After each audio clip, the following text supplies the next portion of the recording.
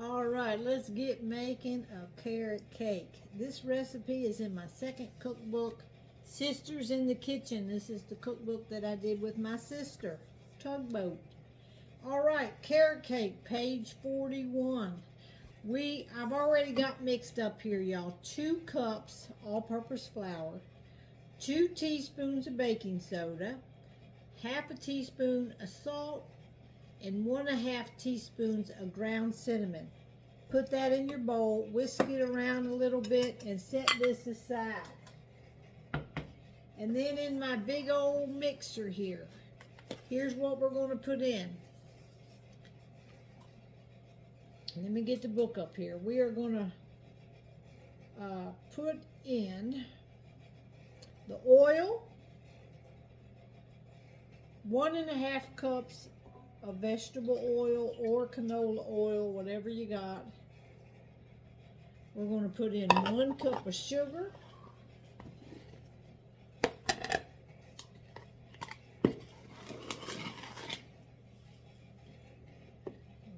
1 cup of sugar.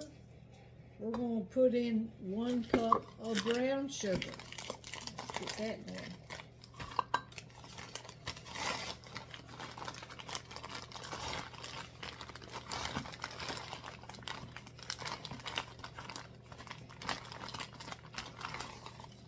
Okay, and we're gonna start mixing that up while I get the rest here.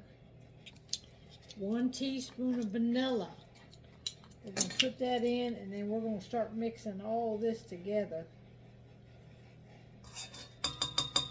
And then get our eggs ready. All right, while this is mixing, I'm gonna add 1 egg. We're gonna add actually 4 eggs, 1 at a time.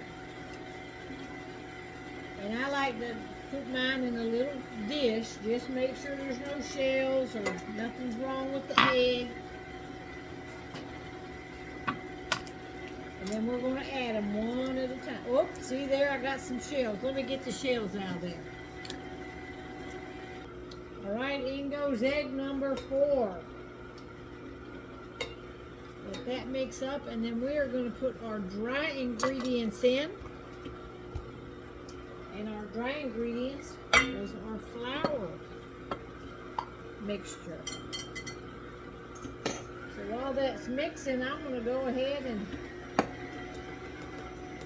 start adding the flour.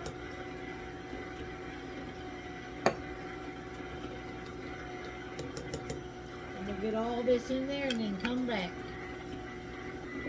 All right, next you need 3 cups of grated carrots. I use a 10-ounce bag of matchstick cut up carrots. So we're going to put that whole thing down in there.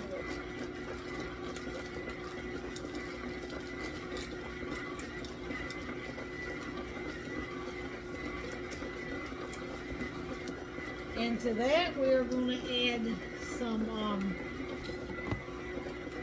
1 cup of coarsely chopped pecans. Get that in there. And then we have a 1/2 cup of raisins.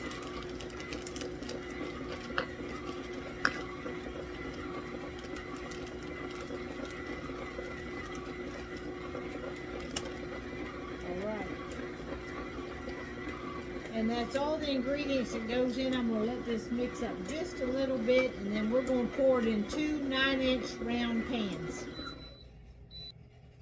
All right, now all we got to do is put the mixture into our 2 pans here. And I'm going to try to divide it evenly as I can, just by sight.